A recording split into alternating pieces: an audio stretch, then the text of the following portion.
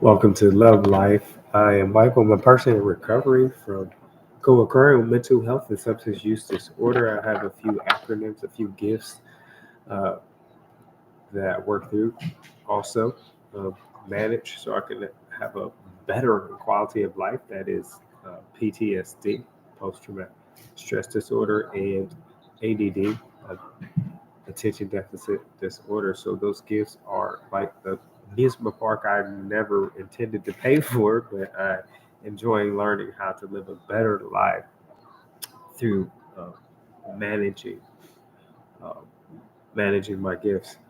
Today we're going to talk about facing our past and recovery addiction, and talking about family relationships. And for some of the reasons, it might have been dysfunction in my family, or it might have been some hurts, or it might have been some physical abuse, or even sexual abuse that draw that line, or kind of distance the relationship. Or in my drinking, there's times where family members had to draw the line with me because my erratic behaviors, mood swings, due to my active addiction, and so therefore.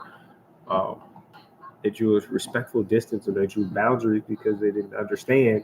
And people that don't understand want to say, oh, they want to self-diagnose. They want to, what I call street diagnose. Oh, you bipolar, or you manic depressive, and things of that nature. And I was like, no, I'm not manic depressive. I'm manic, alcoholic. And no disrespect to people in that condition, but just kind of paraphrasing how I felt in that time. And so with some family relationships facing the past, there may be relationships that I severed because of my addiction. And then there may be relationships because of people that violated my trust when I was a child, a teenager, or even an adult.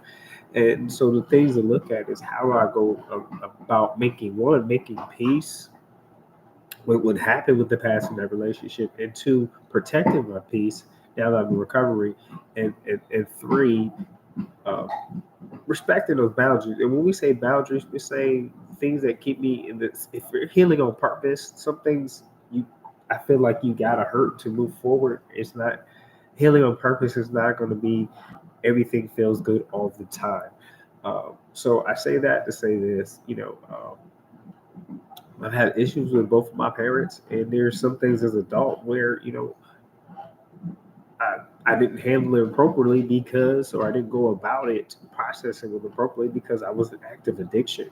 But then there is things where it's on their side of the street, and I can't demand questions. I could, but if they're not willing to participate or fill in the blanks for me, then I can choose to be mad and angry about that, or I can move forward in my peace and continually pursue my healing, which I think is a lifelong journey. I don't think you just arrive and say, "Ha, I'm healed. I'm here. Everything's gone.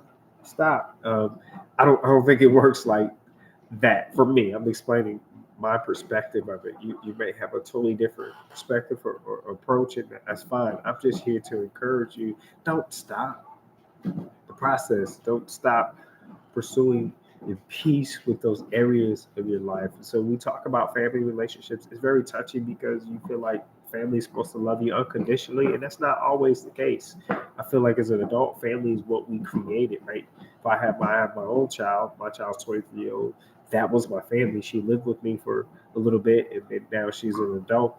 And so as an adult, I created my own family. My extended, my friends are my family, which is a small group of friends, but that was another family that I created. I could trust, accountable, and reliable, and they can count on me. And I was reliable and accountable to them. And so, um, family is something I'm born in, but not necessarily I'm beholden to biological family. And so, as an adult, I had to learn how to not feel bad because I didn't want to condone once like people didn't condone my behaviors, right? Addiction, or some people claim they didn't know, but I think some people didn't want to accept that I had a struggle. I had a challenge, and I had a struggle with substance use disorder and mental health, uh, co-occurring with mental health. hurdles, you know. And um, so I say all that to say, so therefore, sometimes families don't function in reality and don't accept and don't like to have the hard conversations. And so sometimes, and a lot of times, I think, you know, in my family relationship, they were enablers from a distance because they didn't want to accept what they were seeing unfold before their eyes because uh, I had the ability, I was smart, innovative, a self starter, could get things done on my own if I really tried and put my mind to it. And so, you know, but then there's things from the past where I had, at least from my abuse experience as a child and even as an adult under influence, I had some things. And so, and it gratefully wasn't for family, but so the thing is also, you know, some families from the past may have secrets or may have things they didn't want to address because it's too painful. Um, but I hope you find a way. I work on it to address that within yourself because you can't make somebody or write a letter and burn it or write a letter and shred it or whatever you need.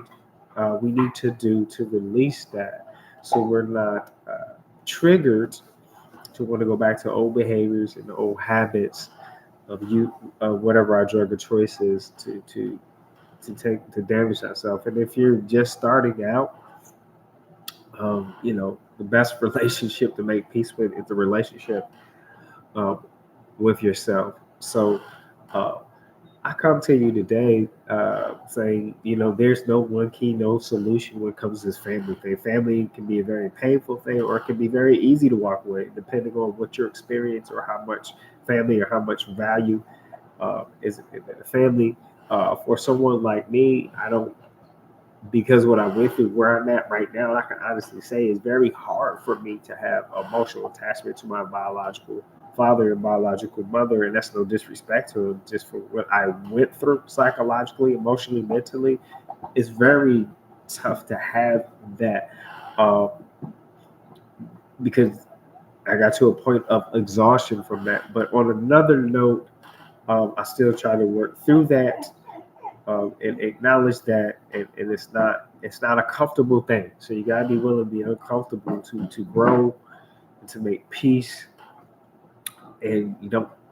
And the thing is, I don't have to be around my family all the time. I don't have a desire to, and I don't know if this part of the phase of my healing that I don't have an answer to, or I don't have any more elaboration on that because that's just where I am right now.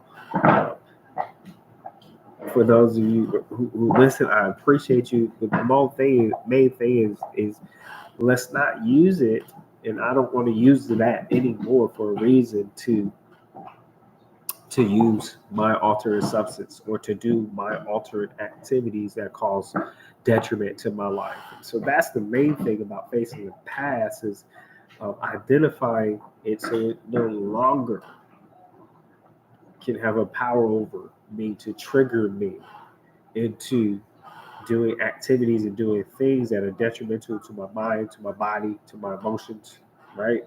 And to my spiritual journey. And so, on that note, I encourage you to take a courageous dive into the relationships as you're ready. Um, and I hope you have it with some mental health professional guidance to be supportive in a professional and unbiased way, in an objective way, and to encourage you to use positive tools. Remember, encourage. All a professional can do is present, encourage us to use the tools. It's upon us whether we decide the tool is for us, it works for me, or I need a different tool. Let's look at something different. So, going to a therapist or mental health professional is not, oh, I'm better now. The better comes when I work on it. So, even with the family relationships, if I go to my therapist and say, this is what's going on in my family, I still have to leave that office and do the work. And they'll know the difference. They'll know the difference. So, my hope for you, positive thoughts, vibes, and hope for you today is whatever relationships are paining you on the inside, that you find courage to take that journey to uh, start living in the moment of releasing that guilt and shame from you, and making amends with yourself, and when possible, to make amends with that loved one if it's safe to do that. If it's a safe to do that, sometimes it's just better to live a better life and show family and friends through the life you live than actually having a conversation. And as we get more into recovery, wisdom comes back to you, comes back to you to kind of discern or know when to hold them, when to fold, when to talk, and when to walk. So on that note, I hope you make uh, choices and decisions that love you back so that you're encouraged to love life. Till next time, my friends.